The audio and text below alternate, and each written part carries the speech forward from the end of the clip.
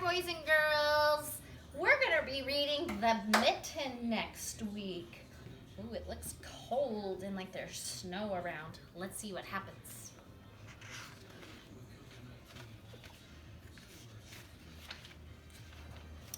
Once upon a time, there was a happy little boy who loved to play. Yes, he did. In the spring, he loved to climb trees and peek in at baby birds.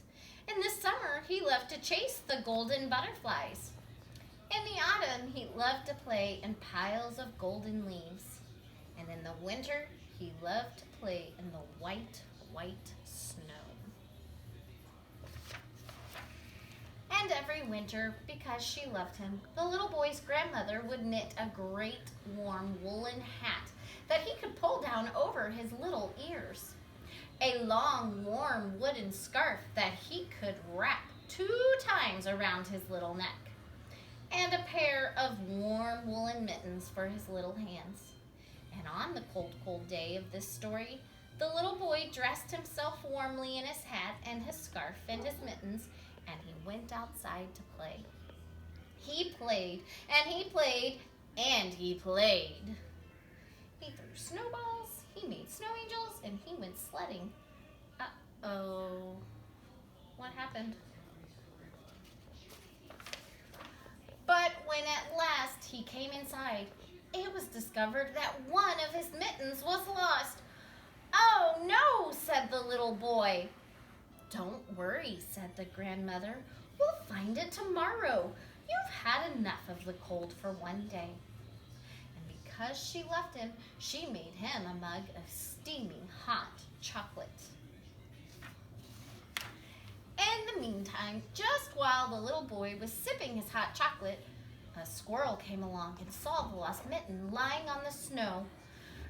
"Brrr," said the squirrel, "my toes are cold as ice. This mitten looks so cozy and warm.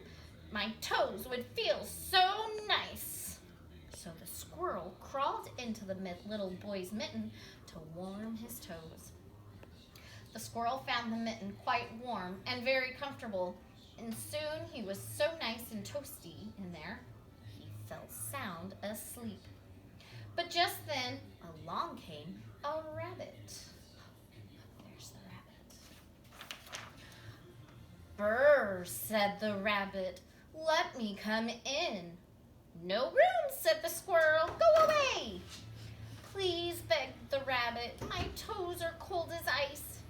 Your mittens look so cozy and warm toes would feel so nice." "Oh, okay," said the squirrel, "you can come in." And the rabbit crawled in.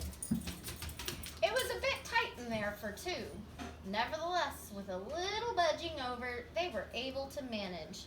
And very soon they were nice and toasty warm, and they fell fast asleep. And then came along a fox. "Brrr," said the fox, "let me come in." "No room," said the rabbit. "No room," said the squirrel. "Go away." "Please," begged the fox, "my toes are cold as ice. Your mitten looks so cozy and warm toes would feel so nice." "Okay," said the rabbit and the squirrel, "you can come in." And the fox squeezed in. It was really crowded in there now with 3. Nevertheless, the mitten stretched out enough, and soon they were nice and toasty warm. That's my dog Phoebe. She's going to come into the book too. But just when they had fallen sound asleep, along came a bear. "Brrr," said the bear, "let me come in." "No room," said the fox, the rabbit, and the squirrel. "Go away." "Please," begged the bear, "my toes are cold as ice. Your mitten looks so cozy and warm toes would feel so nice." "Okay," said the fox, the rabbit, and the squirrel, "you can come in." The bear squeezed and pushed and squeezed and pushed and squeezed and pushed until at last he got got himself in. It was very cramped in there with the four of them all squished together like that. Still, they were nice and toasty warm, and soon they all fell sound asleep. Then along came a mouse. "Brrr," said the little mouse in a teeny tiny voice.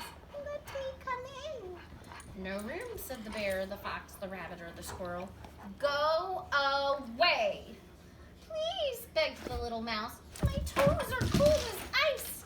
Your mitten looks so cozy, and warm toes would feel so nice." "We can't," said the bear, the fox, the rabbit, or the squirrel. "Go away." That's what I'm telling my dog Phoebe right now, is to go away. "Please," said the little mouse. "I'm just a little mouse." "Oh, okay," said the bear, said the fox, said the rabbit, said the squirrel. "You can come in." And they all held their breath while the little mouse carefully squeezed into a teeny tiny spot. And for a minute, all was well, until suddenly the bear and the fox and the rabbit and the squirrel all had to take a big, deep breath of air.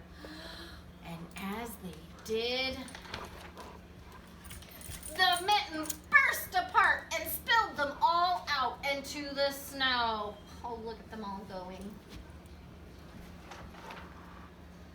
"What a shame," said the bear, said the fox, said the rabbit, said the squirrel. "Oh, it is," said the little mouse, "a terrible, terrible shame." Then one by one, the mouse, the bear, the fox, the rabbit, and the squirrel all went off to find another place to warm their toes. And the morning, the little boy and his grandmother went out looking for the lost mitten. Soon they came upon the bits and pieces of yarn lying on the snow. "What could have happened?" asked the little boy.